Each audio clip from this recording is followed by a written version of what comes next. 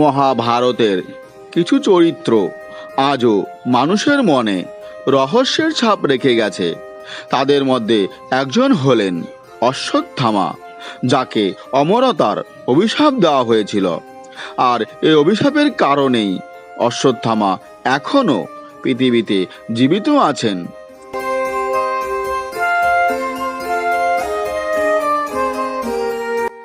অশ্বত্থামা ছিলেন মহান বীর ও গুরু দ্রোণাচার্যের পুত্র। কৌরবদের পক্ষে যুদ্ধরত দ্রোণাচার্যকে থামানো প্রায় অসম্ভব হয়ে পড়েছিল।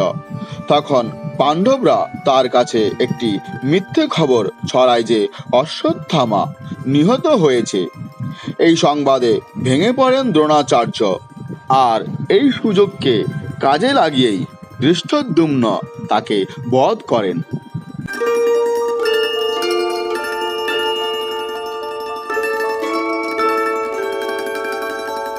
পরে প্রতিশোধ নিতে গিয়ে অশ্বত্থামা পাণ্ডবদের হত্যা করতে গিয়ে তাদের সন্তানদের হত্যা করেন।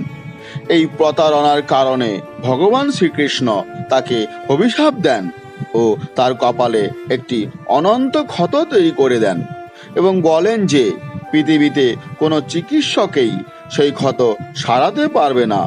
ফলে তিনি সেই ক্ষত নিয়ে চিরকাল পৃথিবীতে ঘুরে বেড়াবেন।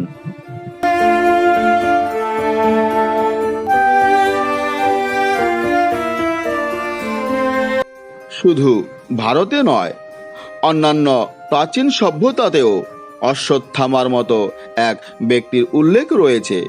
তিব্বতের মানুষ এবং মধ্যপ্রদেশের কিছু অংশে স্থানীয়রা দাবি করেছেন যে তারা এমন একজন বৃদ্ধকে দেখেছেন যার কপালে ক্ষত ছিল এবং তিনি তার চিকিৎসার জন্য ওষুধ খুঁজছিলেন।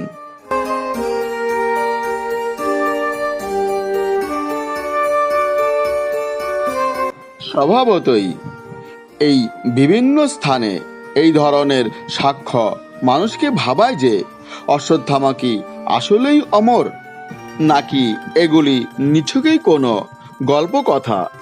বন্ধুরা, আপনাদের কি মনে হয়, অশ্বত্থামা কি আজও জীবিত? তার এই অভিশপ্ত দুরারোগ্য ব্যাধির জন্য সত্যিই কি তিনি ওষুধের সন্ধানে বিভিন্ন স্থানে ঘুরে বেড়ান? তা কমেন্ট বক্সে অবশ্যই কমেন্ট করে জানাবেন।